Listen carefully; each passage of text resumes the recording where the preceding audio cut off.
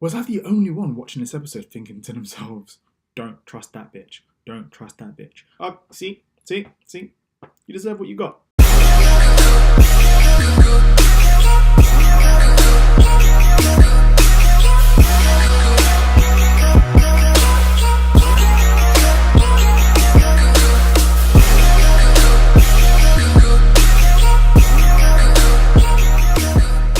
Good morning, good afternoon, guys. Welcome to Chris Is Talking. This is going to be an Otaku Chris review, and this one's going to be for winter season of anime 2019. And I'm going to start this off with Tate no Yūsha no Nara. Fuck that. How about Reincarnated as a Shield Hero episode 1? I'm taking a piss. What is that actually even called? The Rising of the Shield Hero season 1. Episode 1. I'm saying season 1 like I know there's going to be a season 2. I don't know. But episode 1 dropped a couple days ago, whatever. I've basically just been binge watching all the different season 1s of Winter Anime Season 19. And I'm not going to lie to you. It's going to be a lot of videos today. If you don't know what I do in this channel, I do commentary videos as well as anime reviews and possible manga reviews in the future, if I have the time to do that. So if that's the kind of stuff that you enjoy, then feel free to subscribe. Let me know your thoughts and any kind of responses to what I say in this video down in the comment section. But let's talk about this first episode. Now, a new season of anime wouldn't be a new season of anime if we didn't have an isekai series.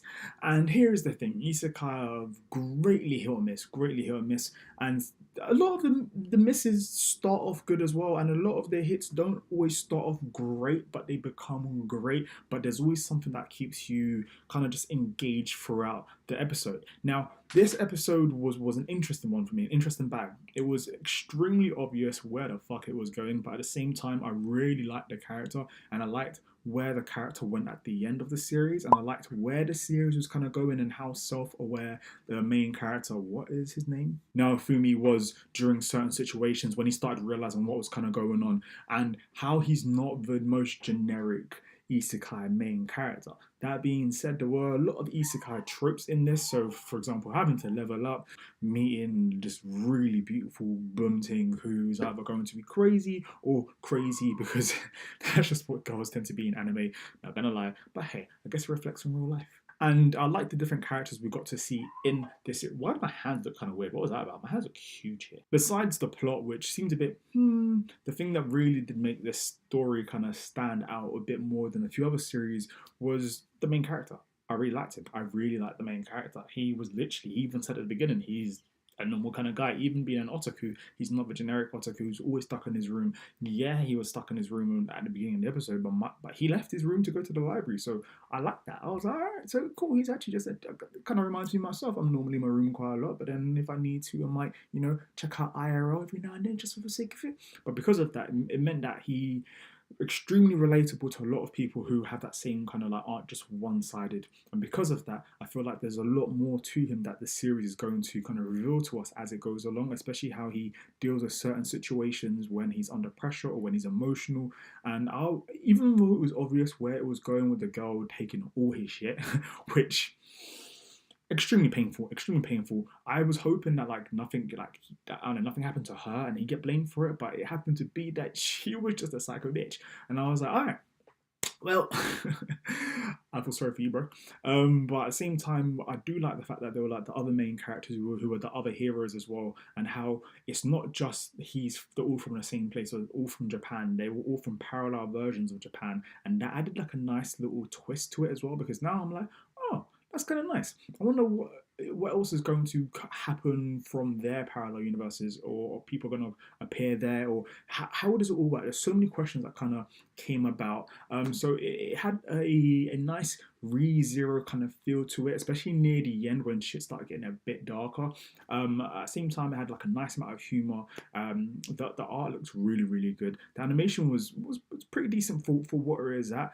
But what I want to talk about is that goddamn ending song. No, I'm not going to go into what happened in the visuals, but what I want to talk about is, what is it with isekai genres? I say isekai genres mostly because those are the ones who I feel like they need to prove something to us by showing us the level up or the evolutions or whatever the fuck is going to happen in the end of the series or later on in the series in the closing song. Yo, can't we just have one of those My Hero Academia or those Naruto songs where it's just them on the beach, just looking out, just kind of crying, and music kind of goes by, because that way we don't know what's going on. We can appreciate what's going to happen.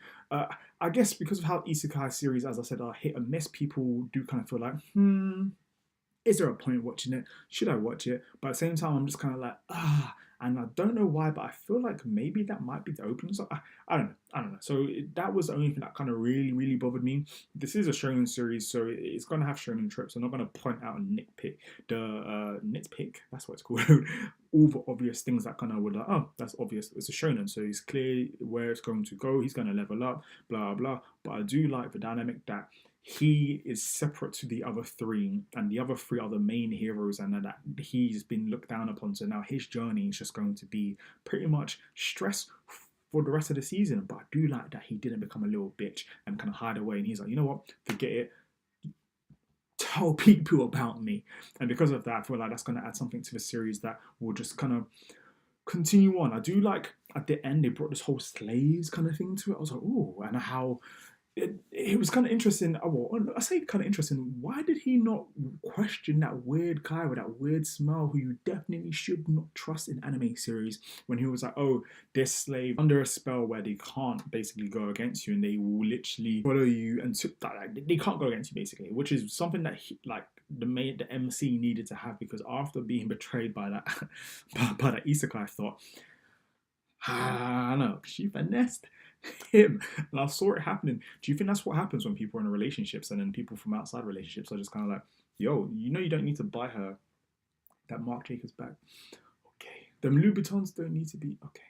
Do you know what I mean? Like, I don't know, but I guess if he did want to have that relationship, or that chick in isekai series, that generic trope of her being hot and then maybe even having a harem eventually. But hey, so overall, pretty good series. I'm going to continue watching. I'm not sure if I'm going to keep reviewing it, but I'm definitely going to keep watching it. If you guys do want a review on it, then it's going to be like this. It's going to just be me just talking and kind of give my opinion on that. But overall, I feel like this is a pretty good isekai series. I'm intrigued where it goes, mostly because I like the main character. The ending song was quite interesting, but at the same time, I'm kind of pissed that like they showed so much. But what are your thoughts on this episode? What are your thoughts on the points I brought up? And are you guys going to continue this? And do you feel like you're gonna do you feel like this might be better than Reincarnated as a Slime? Yes or no?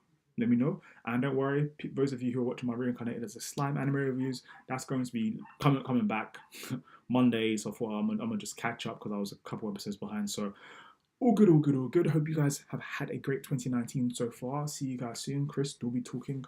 Peace.